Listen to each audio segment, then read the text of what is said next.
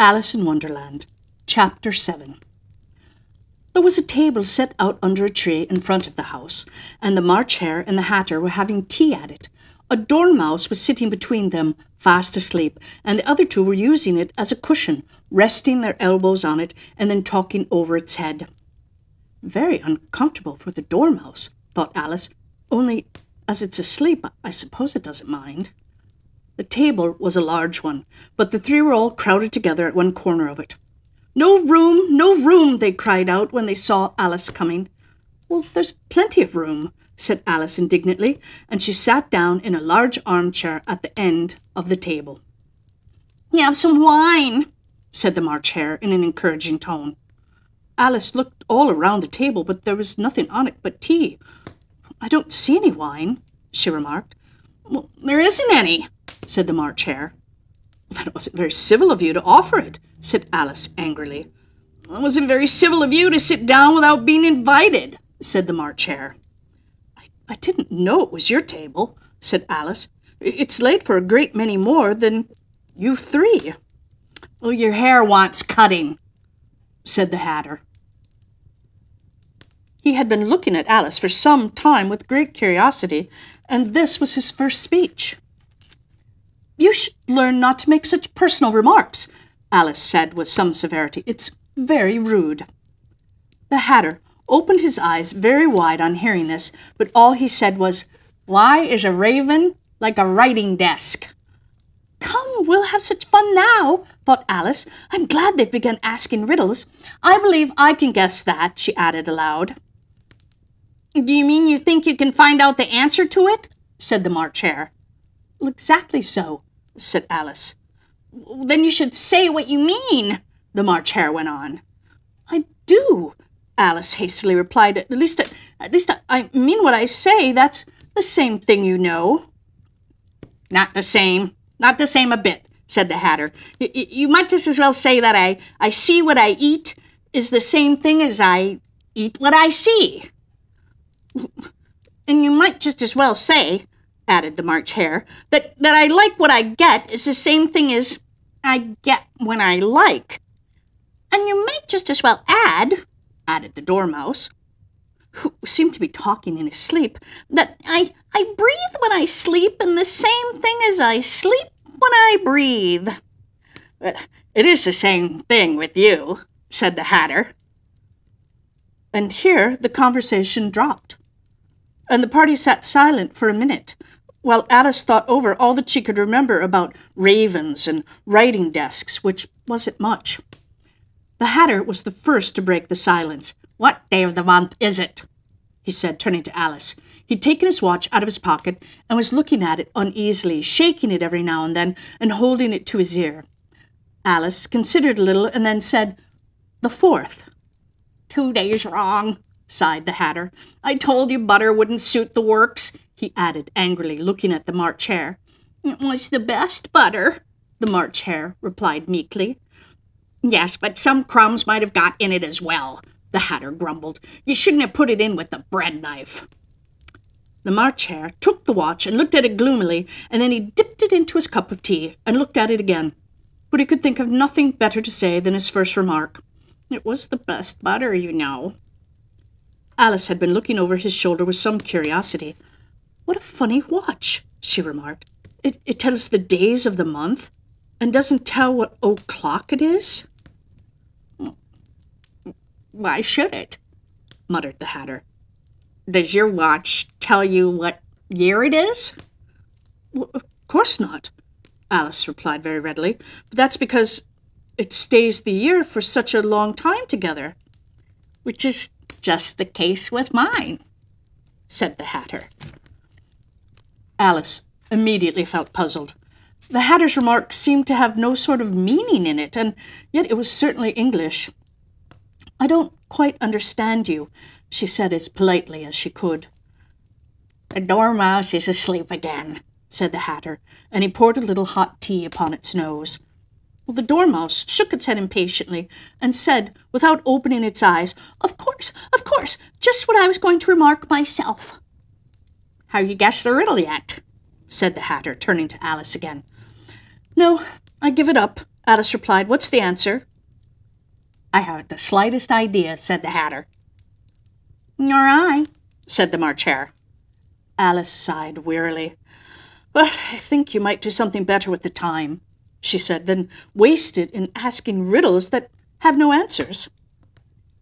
"If you knew time as well as I do," said the Hatter, "you wouldn't talk about wasting it. It's him." "I don't know what you mean," said Alice. "Of course you don't," the Hatter said, tossing his head contemptuously. "I dare say you never even spoke to time." "Well, perhaps not," Alice cautiously replied, "but I know I have to beat time when I learn music." "Ah, that accounts for it," said the Hatter. "He won't stand beating. Now, if you only kept on good terms with him, he'd do almost anything you like with the clock. For instance, suppose it were 9 o'clock in the morning, just time to begin lessons. You'd only have to whisper a hint to time, and round goes the clock in a twinkling. 1:30, time for dinner." "I only wish it was," the March Hare said to itself in a whisper. "That would be grand, certainly," said Alice thoughtfully. "But then I shouldn't be hungry for it, you know." "Not at first, perhaps," said the Hatter, "but you could keep it to 1:30 as long as you liked." "Is that the way you manage?" Alice asked. The Hatter shook his head mournfully. "Not I," he replied. "We quarreled last March, just before he went mad, you know," pointing with his teaspoon at the March Hare. "It was at the great concert given by the Queen of Hearts, and I had to sing. 'Twinkle, twinkle, little bat, how I wonder where you're at.' You know the song, perhaps?" "Like, I've heard something like it," said Alice. "It goes on, you know," the Hatter continued, "in this way. Up above the world you fly, like a tea tray in the sky.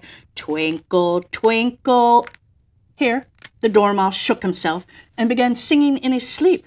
"Twinkle, twinkle, twinkle, twinkle," and went on so long that they had to pinch it to make it stop. "Well, I'd hardly finished the very first verse," said the Hatter, "when the Queen jumped up and bawled out, 'He's murdering the time! Off with his head!'"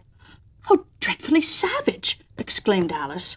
"And ever since that," the Hatter went on in a mournful tone, "he won't do a thing I ask. It's always 6 o'clock now." A bright idea came into Alice's head. "Is that the reason so many tea things are put out here?" she asked. "Yes, that's it," said the Hatter with a sigh. "It's always tea time, and we've no time to wash the things between whiles." "Then you keep moving round, I suppose," said Alice. "Exactly so," said the Hatter, "as the things get used up." "But what happens when you come to the beginning again?" Alice ventured to ask. "Suppose we change the subject. I'm getting tired of this. I vote the young lady tells us a story." "I'm afraid I don't know one," said Alice, rather alarmed at the proposal. "Well, then the Dormouse shall," they both cried. "Wake up, Dormouse!" And they pinched it on both sides at once. The Dormouse slowly opened his eyes. "I wasn't asleep," he said in a hoarse, feeble voice. "I heard every word you fellows were saying." "Tell us a story," said the March Hare. "Yes, please do," pleaded Alice. "And be quick about it," added the Hatter, "as you'll be asleep again before it's done." "Once upon a time, there were 3 little sisters," the Dormouse began in a great hurry, "and their names were Elsie, Lacie, and Tilly, and they lived at the bottom of a well." "What did they live on?" said Alice, who always took a great interest in questions of eating and drinking. "They lived on treacle," said the Dormouse, after thinking a minute or two. "They couldn't have done that, you know," Alice gently remarked. "They'd have been ill." "So they were," said the Dormouse, "very ill." Alice tried to fancy to herself what such an extraordinary way of living would be like, but it puzzled her too much, so she went on. "But why did they live at the bottom of a well?" take some more tea, the March Hare said to Alice very earnestly. I've had nothing yet, Alice replied in an offended tone, so I can't take more. You mean you can't take less, said the Hatter. It's very easy to take more than nothing. Nobody asked your opinion, said Alice. Who's making personal remarks now? The Hatter asked triumphantly. Alice did not quite know what to say to this, so she helped herself to some tea and bread and butter, and then turned to the Dormouse and repeated her question. Why did they live at the bottom of a well? The Dormouse again took a minute or two to think about it, and then said, It was a treacle well. There's no such thing. Alice was beginning very angrily, but the Hatter and the March Hare went, Shh, shh, and the Dormouse sulkily remarked, If you can't be civil, you'd better finish the story for yourself. No, please, go on, Alice said very humbly. I won't interrupt again. I dare say there may be one. One indeed, said the Dormouse indignantly. However, he consented to go on. And so, these three little sisters, they were learning to draw, you know. What did they draw? Said Alice, quite forgetting her promise. Treacle, said the Dormouse, without considering it all this time. I want a clean cup, interrupted the Hatter. Let's all move one place on. He moved on as he spoke, and the Dormouse followed him, and the March Hare moved into the Dormouse's place, and Alice rather unwillingly took the place of the March Hare. The Hatter was the only one who got any advantage from the change, and Alice was a good deal worse off than before, as the March Hare had just upset the milk jug into his plate. Alice did not wish to offend the Dormouse again, so she began very cautiously. But I don't understand. Where did they draw the treacle from? You can draw water out of a water well, said the Hatter, so I should think you could draw treacle out of a treacle well, eh, stupid? But they were in the well, Alice said to the Dormouse, not choosing to notice this last remark. Of course they were, said the Dormouse. Well in. This answer so confused poor Alice that she let the Dormouse go on for some time without interrupting it. They were learning to draw, the Dormouse went on, yawning and rubbing its eyes, for it was getting very sleepy, and they all drew manners of things, everything that began with an M. Why with an M? Said Alice. Why not? Said the March Hare. Alice was silent. The Dormouse had closed its eyes by this time and was going off into a doze, but on being pinched by the Hatter, it woke up again with a little shriek and went on. Ha! That begins with an M, such as mousetraps, and the moon, and memory, and muchness. You know, you say things are much of a muchness. Did you ever see such a thing as a drawing of a muchness? Really? Now, you ask me, said Alice, very much confused. I don't think. Well, then you shouldn't talk, said the Hatter. This piece of rudeness was more than Alice could bear.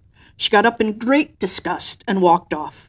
The Dormouse fell asleep instantly, and neither of the others took the least notice of her going, though she looked back once or twice, half hoping that they would call after her the last time she saw them. They were just putting the Dormouse into the teapot. Well, at any rate, I'll never go there again, said Alice as she picked her way through the wood. It's the stupidest tea party I was ever at in all my life.